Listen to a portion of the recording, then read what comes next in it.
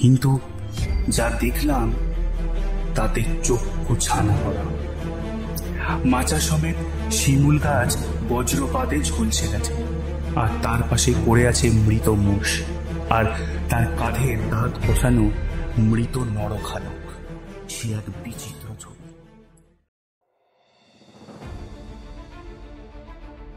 সকলকে স্বাগত জানাই গল্পশ্রুতি চ্যানেলের 19তম এপিসোডে। আজ আপনাদের জন্য রয়েছে সত্যজিৎ রায়ের কলমে ডুমনিগড়ের মানুষ খেকো। আজকের এই গল্পটি আমরা নিয়েছি আনন্দ পাবলিশার্স প্রাইভেট লিমিটেড প্রকাশিত সত্যজিৎ রায় গল্প 101 এই বইটি থেকে। প্রধান চরিত্রে তারিণী খুড়ো ও তার সাঙ্গপাঙ্গ, রাজা ভূদেব সিং, মেজকুমার ভূপত সিং, সাধু বাবা এবং মানুষ খেকো বাঘ। তারিণী খুড়ো, সাধু বাবা ও ন্যাপলার ভূমিকায় আমি সৌম্যজ্যোতি, গল্প পাঠে শুভজিৎ, ভূদেব সিং সায়ন, ভূপত সিং লকেশ। শুরু হচ্ছে ডুমনিগড়ের মানুষ খেকো।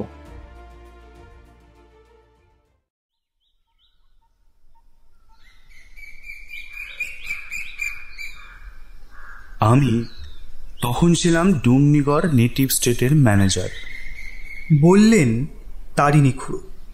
ডুমনিগড় ম্যাপে আছে? জিজ্ঞেস করলো ন্যাপলা। ন্যাপলার মুখে কিচ্ছু আটকায় না। চোখ কান কুচকে বিস্ময় আর বিরক্তি দুটোই একসঙ্গে প্রকাশ করে বললেন তারিণী খুড়ো। ম্যাপ তৈরি করে কারা? মানুষ তো। ওই ভগবানের সৃষ্টিতে ডিফেক্ট থাকে জানিস? কেন জোড়া মানুষ সায়ামিজ টুইন্সের কথা শুনিসনি? হাতে 6টা করে আঙুল, বাছুরের 2টো মাথা, এসব শুনিসনি? ম্যাপে নেই ডুমনিগড়। এই নিয়ে ফিলিপসের আটলাস কোম্পানিকে একবার করা চিঠি দিয়েছিলাম। তারা লিখল, ভেরি সরি, আগামী সংস্করণে শুধরে দেবে। দেয়নি যে সেটা সির্ফ গাফিলতি। ডুমনিগড় হচ্ছে মধ্যপ্রদেশের বাঘেলখণ্ডে। মাইহার অব্দি ট্রেন, তারপর 132 কিলোমিটার পূবে গাড়িতে হলো। ন্যাপলা চুপ মেরে গেল। আমরাও বাঁচলাম, কারণ তারিণী খুড়োর গল্প শোনার আগ্রহ আমাদের সকলের সমান, ন্যাপলারও।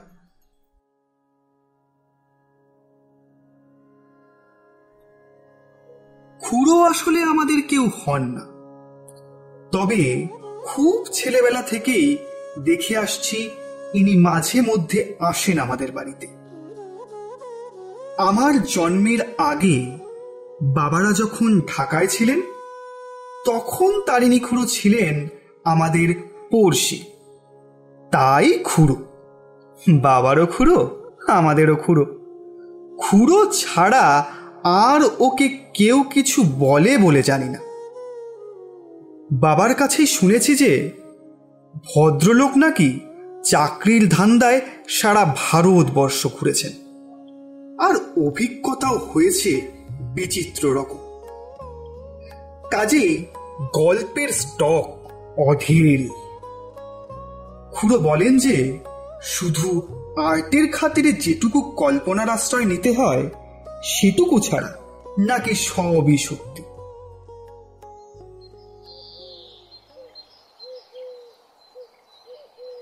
গল্পের প্রথম লাইন বলে থেমে গেছেন খুড়ো, কারণ তার ফরমাস মতো দুধ চিনি ছাড়া চা এসে গেছে।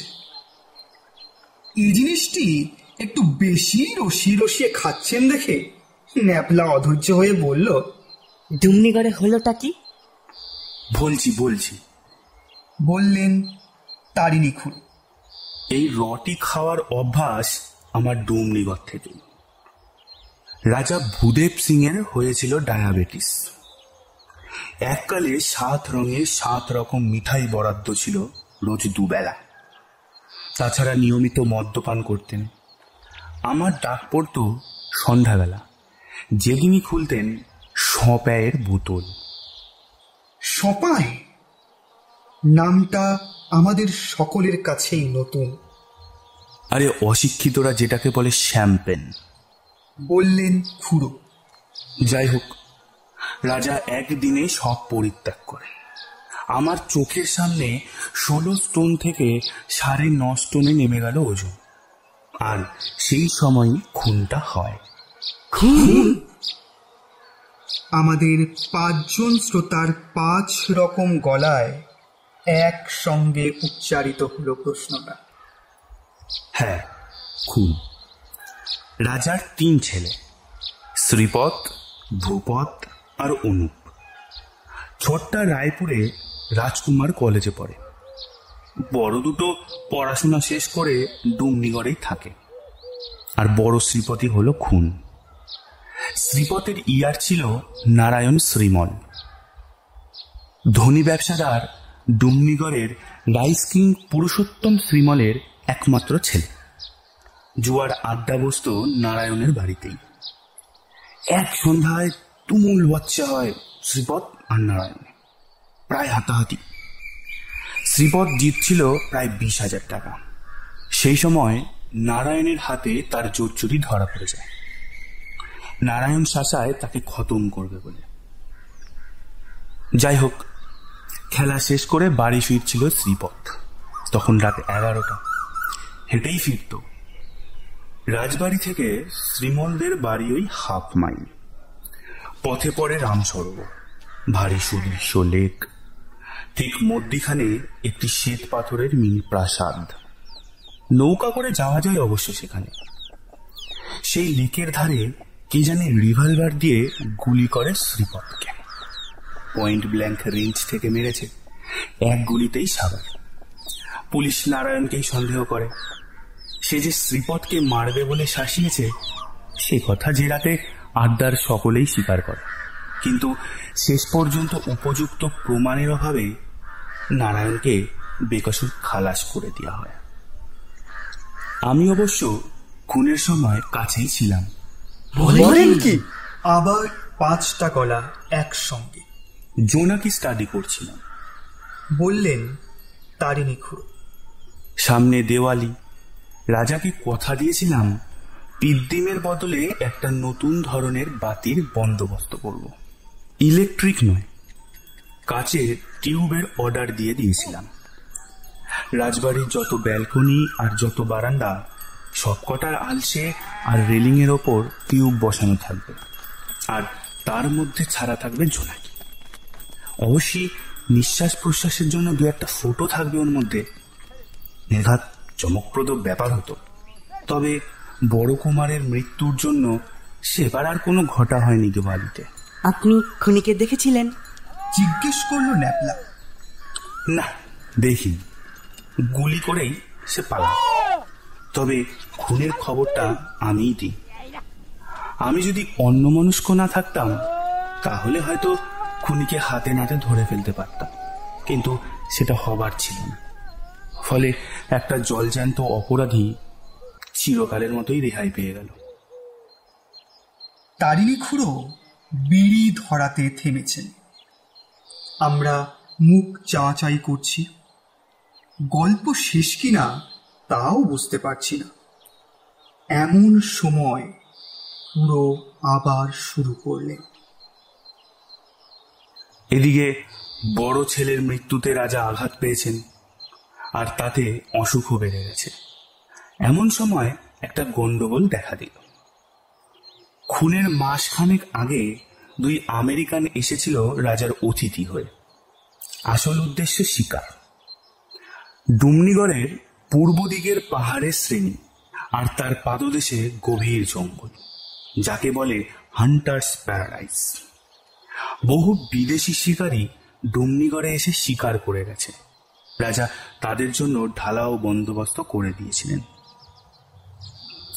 বিটাররা বন পিটিয়ে, কাশি ক্যানেস্তারা পিটিয়ে বাঘ এনে ফেলে দিয়েছে শিকারীদের সামনে। আর তারা হাতির পিঠ থেকে শার্দুল সংহার করে খুশি মনে দেশে ফিরে গেছে। এইবার ওই 2 আমেরিকানের একটির নাম সেঙ্গার। 40 হাত দূর থেকে পরপর 2টি গুলি মেরেও বাঘকে জখমের বেশি কিছু করতে পারল না। একটা গুলি লাগলো লেজে, একটা পিছনের পায়ের গোড়ালিতে। সেই বাঘ এখন হয়ে উঠেছে নরখাদক। এটা খুবই স্বাভাবিক ঘটনা, তোরা জানিস বোধহয়। পুলাম্বি, হাড্ডা আর থুয়ারা পাহাড়ের নিচে এই 3টি গ্রাম থেকে 17 জন মেয়ে পুরুষকে ধরে নিয়ে গেছে সেই বাঘ। গায়ের লোকে রাজার কাছে এসে হত্যা দিয়েছে। ওই বাঘের শেষ না দেখা পর্যন্ত তাদের সুয়াস্তি নেই। বাঘের ভয়ে তারা বাড়ি থেকে বেরোতে পারে না। সেই সুযোগে তাদের ক্ষেতের ফসল খেয়ে নিচ্ছে হরিণ আর শুয়োরের দল। রাজা ডেকে পাঠালেন আমাকে, বললেন, ট্যারি। রাজা আমাকে ট্যারি বলেই ডাকতেন। ট্যারি, এখন তুমি ভরসা। এই ম্যানিটারের একটা বিহিত না করলেই নয়। তোমার কি লোকজন লাগবে বলো, আমি দিচ্ছি। তুমি 2-1 দিনের মধ্যেই বেরিয়ে পড়ো। এখানে বলা দরকার যে মেজকুমার ভূপত সিংহ শিকারে সিদ্ধহস্ত। 23 বছর বয়স, কিন্তু এরই মধ্যে বড় বাঘ আর ছোট বাঘ মিলিয়ে সংখ্যাটা দাঁড়িয়েছে প্রায় 73। তবে এটা জানি যে রাজা মেজকুমারের খুব একটা ভক্ত নন, কারণ সে অতি উচ্ছৃঙ্খল প্রকৃতির ছেলে। তাছাড়া মদ জিনিসটাকে একটু বেশি রকম পছন্দ করে। আমি মেজকুমারের হয়ে একবার সুপারিশ করেও কোন রকম ফল হলো না। কাজেই আমাকেই রাজি হতে হলো। তখন আমার জোয়ান বয়স, সবে 30 বছর পেরিয়েছে। চোখে মাইনাস পাওয়ারের পুরো চশমা থাকা সত্ত্বেও অব্যর্থ টিপ। কর্নেল হোয়াইটহেড নিজে হাতে ধরে বন্দুক চালানো শিখিয়েছেন যখন আমি আজমিরে থাকতাম। যেখানে উৎপাতটা হচ্ছে সেখানে পৌঁছতে হলে একটা ছোট নদী পেরোতে হয়। সেই নদীর নাম লুঙ্গি কেন জিজ্ঞেস করিস না ন্যাপলা, কারণ উত্তর কিন্তু আমি জানি না। এই লুঙ্গি নদীর পাশে এক অশ্বত্থ গাছের তলায় মাস চারেক হলো এক বাবাজি এসে আস্তানা গেড়েছেন। এ খবর আমরা পেয়েছি। রাজার আবার হোলি মেনে খুব বিশ্বাস। বলে দিলেন যাবার সময় আমি যেন একবার দেখা করে যাই। রাজা শুনেছেন বাবাজির কাছে নাকি অনেক রকম ওষুধ আছে। যদি ডায়াবেটিসের কোনো ওষুধ বলতে পারেন আমি যেন সেটা জেনে নিই। জানুয়ারি মাস, প্রচন্ড শীত পড়েছে সেবার। তারই মধ্যে 2টি বেয়ারা সমেত বেরোবার সব তোড়জোড় করে ফেললাম। রাজার কাছে বিদায় নিতে গিয়ে দেখি মেজকুমার বসে রয়েছেন তার ঘরে। বুঝলাম একটা কথা কাটাকাটির মাঝখানে গিয়ে পড়েছি। রাজা তখনও হাঁপাচ্ছেন এবং আমার সামনেই মেজকুমারকে কড়া কথা শুনিয়ে তাকে ঘর থেকে বিদায় করে দিলেন। বেরোবার মুখে কুমার আমার প্রতি যে দৃষ্টি হারলেন সেটা মোটেও প্রসন্ন নয়। বুঝলাম তাকে বাঁধ দিয়ে আমাকে বাঘ মারতে পাঠানো হচ্ছে, সেটা আদেও ওর মনোপুত নয়। তবে সিদ্ধান্তটা তো আমার নয়, সেটার জন্য দায়ী স্বয়ং রাজা ভূদেব সিং। কাজেই আমার উপর চোখ রাঙানোর কারণটা বোধগম্য হল না। লুঙ্গি নদী ডুমনিগড় থেকে 32 মাইল, অর্থাৎ আজকের হিসাব করলে প্রায় 50 কিলোমিটার। তখন দ্বিতীয় মহাযুদ্ধ চলছে, তবে ডুমনিগড়ে জিপ আসেনি। রাজার একটা পুরনো ফোর্ট ছিল, সেটা খুব মজবুত। তাতে করেই পৌঁছে গেলাম 1 ঘন্টার ভেতর। শিকারের জন্য যাবতীয় যা কিছু দরকার সবই সঙ্গে এসেছে। নদী পেরিয়ে আরো যেতে হবে 17 মাইল। তার জন্য ফরেস্ট ডিপার্টমেন্টের গাড়ি থাকবে ওখানে, রেঞ্জার নিজেও থাকবেন। আমরা গিয়ে উঠব ফরেস্ট রেস্ট হাউসে।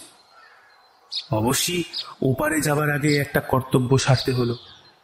উদাস বাবার আশ্রমে একবার ঢু দিতে হলো। গেরুয়াধারী বাবাজি শিষ্য শিষ্যা পরিবেষ্টিত হয়ে পণ্য কুটিরের সামনে বাঘ ছালের ওপর বসেছেন। সামনে ধুনো জ্বলছে। চেহারাটি বেশি ভক্তি উদ্রেককারী। দাড়ি গোঁফ জটা থাকা সত্ত্বেও অনেক সাধুর চেয়ে বেশি পরিষ্কার পরিচ্ছন্ন। জঙ্গলি ভাব একেবারেই নেই। সাধু আমাকে দেখে স্মিতহাস্য করে বলে তার সামনে একটা জায়গা দেখিয়ে দিলেন। আমি গিয়ে বসলাম। সাধু চেয়ে রইলেন আমার দিকে। ঠোঁটের কোণে সেই স্মিত হাসির রেশ। মনে মনে ভাবছি তো দেখার কি আছে। এমন সময় বাবাজি হঠাৎ বলে উঠলেন, বাঙালি। এবং যেভাবে যে উচ্চারণে বললেন তাতে বুঝলাম ইনি নিজেও বাঙালি। এতে অবাক হলাম বই কি, কারণ যেদিন থেকে বাবাজি আস্তানা গেড়েছেন সেদিন থেকে শুনেছি এনার কথা, কিন্তু কেউ তো বলেননি ইনি বঙ্গ সন্তান। কি চাস তুই? এখানে একটা কথা বলে রাখি, বাবাজিদের এই হোলসেল তুই তুকারি ব্যাপারটা আমি মোটেও বরদাস্ত করতে পারি না। তাই এনার প্রশ্ন শুনে ধা করে মাথায় রক্ত উঠে গেল। বললাম, রাজার অনুরোধে তোর সঙ্গে দেখা করতে এলাম। বাবা কিন্তু আমার মুখে তুই শুনে মোটেই বিরক্ত বা বিচলিত হলেন না, বরং এবার যে কথাটা বললেন তাতে আমি হক চকিয়ে গেলাম। সেই সঙ্গে বেশ খানিকটা নম্রও হয়ে গেলাম। রাজার জন্য ওষুধ আমি দিয়ে দিচ্ছি, বলিস চিন্তা করার কিচ্ছু নেই, অসুখ সেরে যাবে। তবে পুত্র শোক থেকে রেহাই নেই, বড়টা গেছে পরেরটাও যাবে। ছোট্টি ভালো ছেলে, সেই বাপের মুখ রাখবে।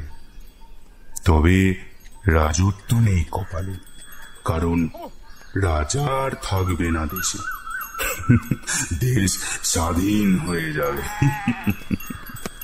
আমি কি বলবো ভেবে পাচ্ছি না। এমন সময় বাবাজি বললেন, তোর জন্যেও কিন্তু ওষুধ আছে। আমার ওষুধ? সে আবার কি? জিজ্ঞেস করলাম, কিসের ওষুধ? তুই বাঘের পেটে যেতে চাস? সেটা আর খেয়ে চায় বলুন? তাহলে আরো কাছে আয়। আমি আরেকটু এগিয়ে গেলাম সাধু বাবার দিকে। বাবাজি তার ঝোলা থেকে একটা কৌটো বার করে তার থেকে খানিকটা সবুজ মলম আমার কপালে ঘষে দিলেন। হিং আর কস্তুরি মেশানো একটা গন্ধ এলো নাকে। ব্যাস, আর ভয় নেই তো। রাজার জন্য ওষুধ নিয়ে বিদায় নিলাম। মনে মনে বললাম, বাবাজির ক্ষমতা অসীম, কারণ আমার কাছ থেকে তুই থেকে আপনি সম্বোধন আদায় করে নিতে লেগেছে ঠিক 2 মিনিট। রেস্ট হাউসে পৌঁছে গেলাম 8 ঘন্টার মধ্যেই। গিয়ে দেখি সব ব্যবস্থা হয়ে আছে। আমি আসছি সে খবর আগেই পৌঁছে গেছে। 3 গায়ের 3 মোড়ল এসেছে আমার সঙ্গে দেখা করতে। বললাম, আমার যদ্দূর সাধ্যি আমি করব। শীতকালের দিন ছোট, তাই 4:30-র মধ্যে বন মোরগের রোস্ট খেয়ে বেরোবার জন্য তৈরি হয়ে গেলাম। স্থানীয় শিকারী সুখদেও তিয়ারি আমাকে সাহায্য করছে। সে মাচা বাঁধার জন্য গাছ বেছে রেখেছে সমতল জমি, যেখানে শেষ হয়ে পাহাড় শুরু হয়েছে ঠিক সেই রকমই একটা জায়গায়। কাছাকাছির মধ্যে বাঘের পায়ের টাটকা ছাপ পাওয়া গেছে। একটা মোষও কেনা হয়েছে টোপ হিসেবে। সব মিলিয়ে ব্যবস্থা ভালোই। আমি একাই থাকবো পাহারায়। সকালে শিকারি ও কলির দল এসে আমায় মিট করবে। তার মধ্যে যদি কাজ সারা হয়ে যায় তো ভালোই, নইলে কাল সন্ধ্যে থেকে আবার বসতে হবে। এভাবে কতদিন চলবে তা তো আর জানা নেই। রেস্ট হাউস ছাড়বার মুখে আরেকটা গাড়ির আওয়াজ পেলাম। এই আওয়াজ আমার চেনা। এ হলো মেজকুমারের পন্টিয়াক টুরার। ব্যাপার কি? মেজকুমার গাড়ি থেকে নেমেই কারণটা জানিয়ে দিলেন। বললেন বাবাকে বলে রাজি করিয়েছেন, তিনিও আমার সঙ্গে নরখাদকের সন্ধানে যাবেন। এমন একটা গুরুদায়িত্ব শুধু একজনের উপর দেওয়ার কোনো মানে হয় না। দাদার মৃত্যুতে বাবার বুদ্ধিশুদ্ধি সব লোপ পেয়েছে। কথাটা শুনে আমার মোটেও ভালো লাগলো না। রাজা সত্যিই অনুমতি দিয়েছেন কিনা তা জানার কোনো উপায় নেই। আমার ধারণা তিনি বারণই করেছেন, কিন্তু ঈর্ষাবশত তিনি নিজেই চলে এসেছেন। কি আর করি, মনিবের সন্তান, তার সঙ্গে তো আর ঝগড়া চলে না। তখনই তেওয়ারিকে বলে আরো একটা দ্বিতীয় মাচার বন্দোবস্ত করা হলো। তবু ভালো যে মেজকুমার তার নিজের জন্য শিকারের সব সরঞ্জাম সঙ্গেই এনেছিলেন। দুজনে গিয়ে উঠলাম মাচাতে। আমারটা শিমুল গাছ, ওনারটা বাদাম। আমাদের রেখে দল ফিরে গেল। আমরা রাত্রি জাগরণের জন্য তৈরি হলাম। নিচে থেকে যাতে বাঘ বুঝতে না পারে তার জন্য দুটো মাচার নিচেই লতা পাতা দিয়ে ক্যামোফ্লাইজ করা হয়েছে। ব্যবস্থা পাকাপোক্ত। কুমার দেখি মাচায় উঠে ব্র্যান্ডির বোতল খুলেছে। আমি ইশারায় তাকে বারণ করার চেষ্টা করলাম। তিনি আমার দিকে চেয়েও চাইলেন না। অন্ধকারটা যেন একটু আগে হলো মনে করে আকাশের দিকে চেয়ে গাছের ফাঁক দিয়ে দেখি কালো মেঘে দিগন্ত পুরো ছেয়ে গেছে।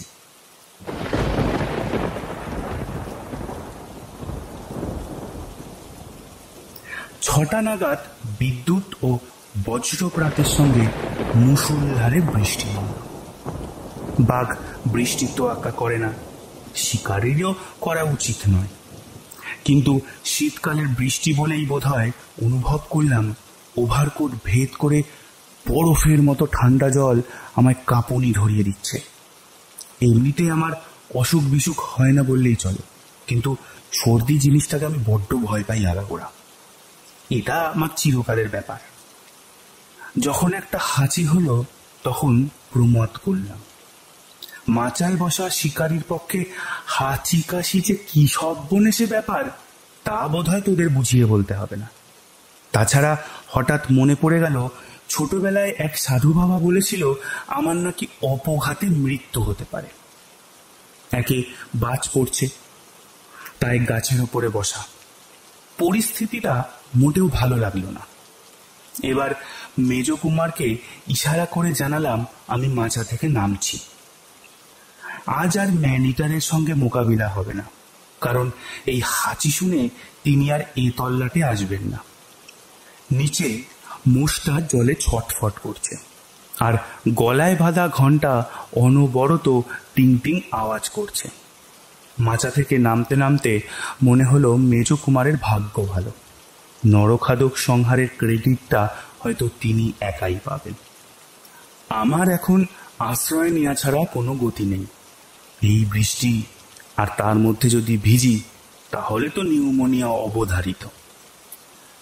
জঙ্গলের দুর্ভেদ্য অন্ধকারে বিদ্যুতের ঝলকানি মাঝে মাঝে পথ দেখিয়ে দিচ্ছে। আমি টর্চের সাহায্য না নিয়েই এগিয়ে চললাম যেদিকে পাহাড় ঠিক সেই দিকে। হাতে বন্দুকটা নিয়েছি, কারণ সেটার যে প্রয়োজন হবে না এমন কোনো গ্যারান্টি নেই। পাহাড়ের গায়েও গাছপালা আর ঝোপঝাড়ের কোনো অভাব নেই। তারই মধ্য দিয়ে হ্যাচর প্যাচর করে উঠে গিয়ে হঠাৎ সামনে একটা ঘোর অন্ধকার কি যেন এসে পড়ল। বিদ্যুতের আলোতেও যখন সে অন্ধকার দূর হলো না, তখন বুঝলাম সেটা একটা গুহার মুখ। গিয়ে ঢুকলাম ভিতরে। মাথার ওপর বাড়ি বর্ষণ দূর হলো। বাঁচা গেল, শেল্টার পেয়ে গেছি।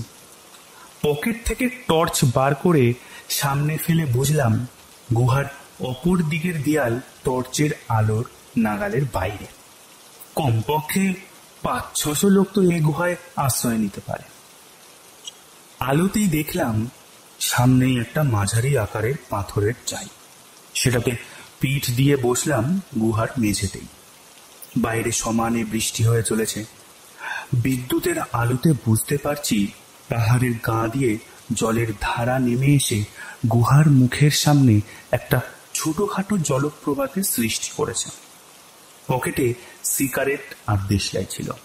সেটা এই অবস্থায় ব্যবহারযোগ্য হবে কিনা ভাবছি, এমন সময় তড়িৎ ঝলকানিতে একটা ব্যাপার দেখে চমকে উঠলাম। একটা লোক এসে গুহার ভিতর ঢুকলো। লোকটির সামান্য খুঁড়িয়ে হাঁটা থেকে বুঝতে পারলাম ইনি মেজ কুমার। তার 7 বছর বয়সে পায়ের পাতার উপর দিয়ে চলে যায় বাপের রোলস রয়েলসের গাড়ি। সাহেব ডাক্তার মেজর স্টেভিংসের অস্ত্রোপচারের ফলে পা সেরে যায় ঠিকই, কিন্তু ডান পায়ের তুলনায় 8 ইঞ্চি ছোট হয়ে যায়। তারই ফলে এই খোঁড়ানো। মেজকুমারের অন্ধকার দেহ আমার দিকে এগিয়ে এসে আমার পাশেই বসল। একটা পটকা গন্ধ কিছুক্ষণ থেকে পাচ্ছি না, তার সঙ্গে এবার হেনেসি ব্র্যান্ডের গন্ধ যোগ হলো। তারপর অনুভব করলাম গরম নিঃশ্বাস পড়ছে আমার মুখের ওপর। তারপর মেজকুমারের কণ্ঠস্বর প্রবেশ করলো আমার কানে। শত্রুর শেষ রাখতে নেই জানো। বলে কি লোকটা? আমি ওর শত্রু হতে যাব কেন? তোমাকে যখন আমি সেই রাতে দেখে চিনেছি, তখন তোমারও আমাকে দেখা এবং চিনে ফেলাটা আশ্চর্য নয়। কোন রাতে? সেটা কি বলে দিতে হবে? ইমলি গাছের নিচে তুমি দাঁড়িয়েছিলে, দাদা ফিরছিল শ্রীমলের বাড়ি থেকে। আমার গরম লাগতে শুরু করেছে। ওভারকোটটা খুলে ফেলতে পারলে বোধহয় ভালো হতো। এই মেজকুমারী তাহলে হত্যাকারী, নারায়ণ শ্রীমল নয়? দাদাকে হটিয়ে নিজে গতিতে বসার লোভ, যেমন আরো অনেক রাজ পরিবারেই হয়ে থাকে। কিন্তু আমায় সে চিনল কি করে সেই রাতে? ত্রয়োদশীর চাঁদ উঠেছিল তখন, তোমার চশমার কাজ চকচক করছিল সেই আলোয়।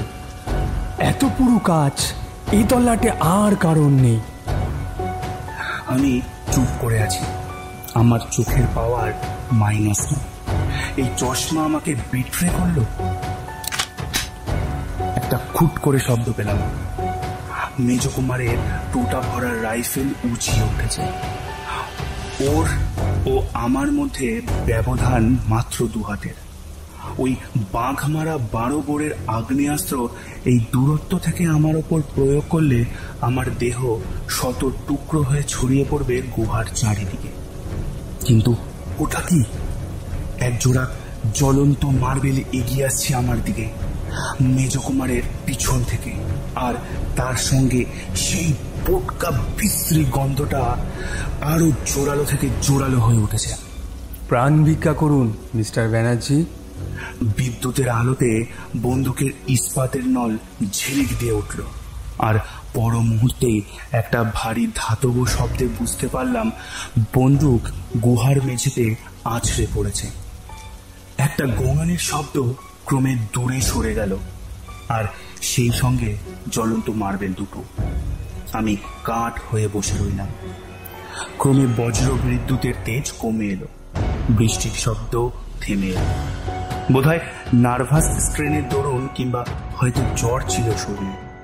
এই ঘটনার কিছুক্ষণ পরেই ঘুমিয়ে পড়ল।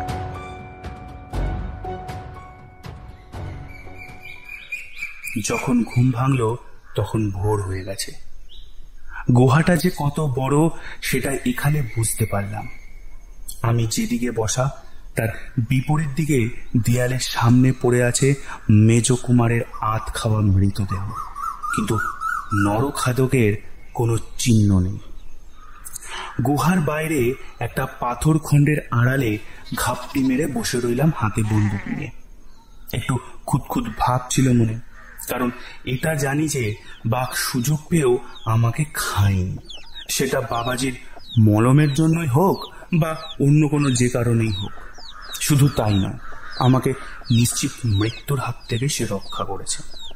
তবে গ্রামের লোকেরা যে লাঞ্ছিত সে কথা তো মিথ্যে নয়। তাই মন থেকে মমতা দূর করে দাঁতে দাঁত চেপে বসে রইলাম। 8টা পর্যন্ত বসে থেকেও যখন বাঘের দেখা পেলাম না, তখন অজ্ঞতা ফিরতি পথ ধরলাম। মাচার কি অবস্থা দেখতে হবে গিয়ে। সেখানে চায়ের ফ্লাক্স, জলের বোতল, বালিশ, কম্বল ইত্যাদি অনেক কিছুই রয়েছে। জায়গাটা খুঁজে পেতে খুব একটা অসুবিধা হলো না, কিন্তু যা দেখলাম তাতে চক্ষু ছানা করা। মাচা সমেত শিমুল গাছ বজ্রপাতে ঝলসে গেছে, আর তার পাশে পড়ে আছে মৃত মোষ, আর তার কাঁধে দাঁত বসানো মৃত নরখাদক। সে এক বিচিত্র ছবি। মানুষের হাতের বন্দুকের চেয়ে 1000 গুণে বেশি শক্তিশালী আগ্নেয়াস্ত্রের শিকার হয়েছে। সেটা আর বলে দিতে হয় না।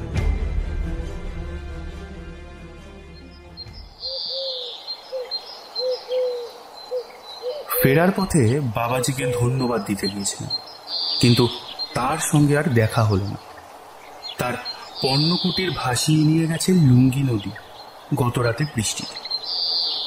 তিনি নিজে নাকি একটা সেগুন গাছে চড়ে রক্ষা পেয়েছিলেন, কিন্তু আপাতত সর্দি জ্বরে কাবু হয়ে এক শিষ্যের বাড়িতে আশ্রয় নিয়েছেন।